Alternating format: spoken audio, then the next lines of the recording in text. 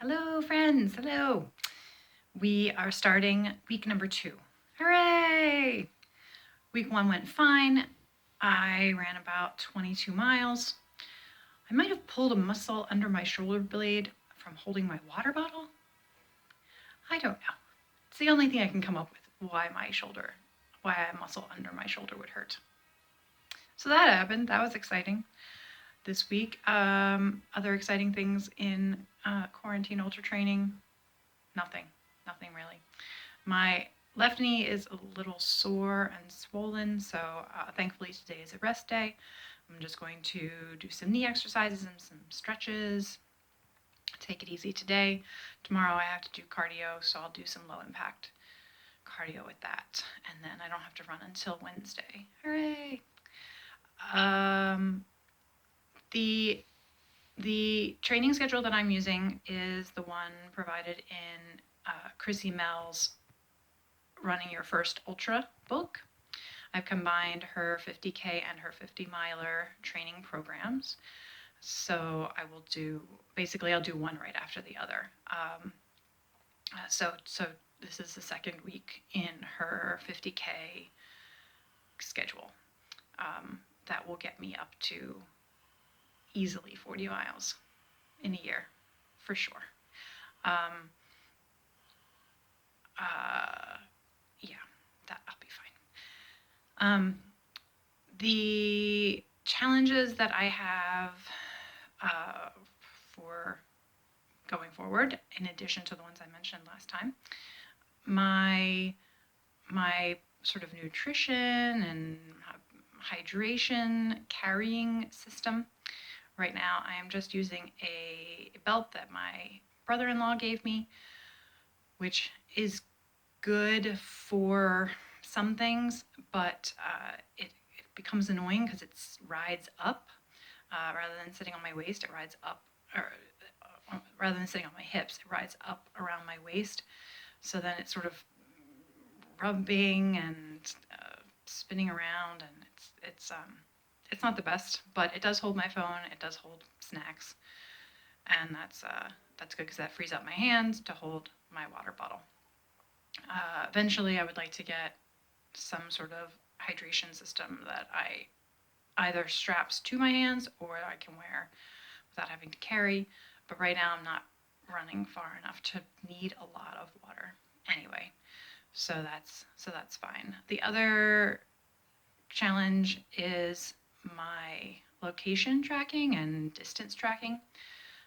For the last year or so, I was using the Freeletics running app, which I like because it tells you things as you're going. So it tells you when you hit a mile, when you've hit 2 miles, what your pace is, and it says it out loud without having to look at it.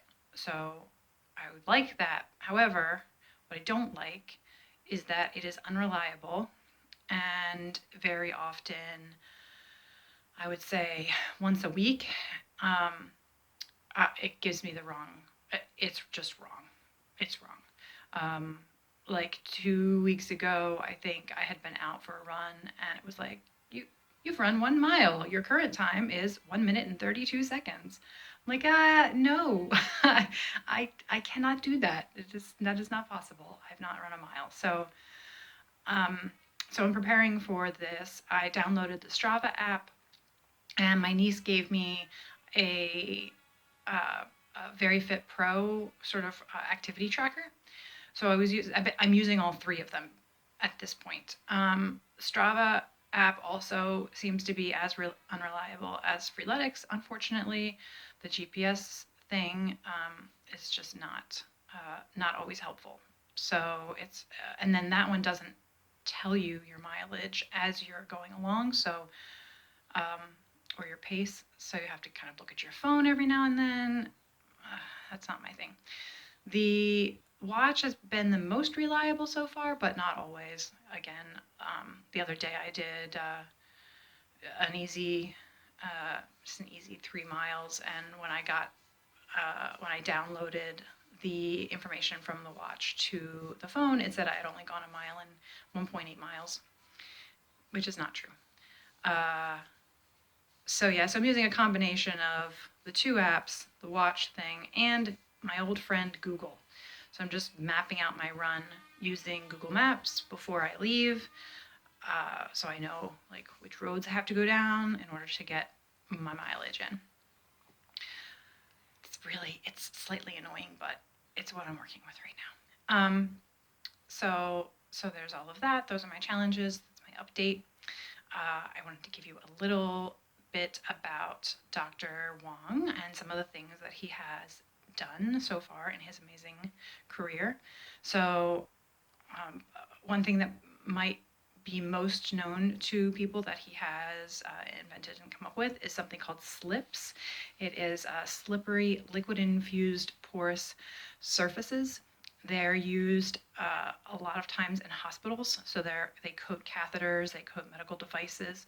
Basically, it repels all liquids. So oil, blood, water, any liquid, it repels it so that bacteria cannot stick to the medical devices, um, which is amazing. So, he does that. They can always also coat boats. You don't get barnacles on them. If you have a boat, you might be interested in that. But obviously, many uses you can think of for slips, that product. So anyway, that's why I'm trying to fund his research and raise some money for him. Just that one device or one substance alone, I think, is amazing and life-changing for so many people. I mean, imagine all the people in hospitals who, who have a catheter, who have a stent or a shunt or whatever. You can coat that with the slips, and now you suddenly don't have bacteria clogging it up and getting into your system. So there you are. Look into his research, and that's it. So I'm off to do week 2. Yee! All right, wish me luck. Talk to you next week. Bye.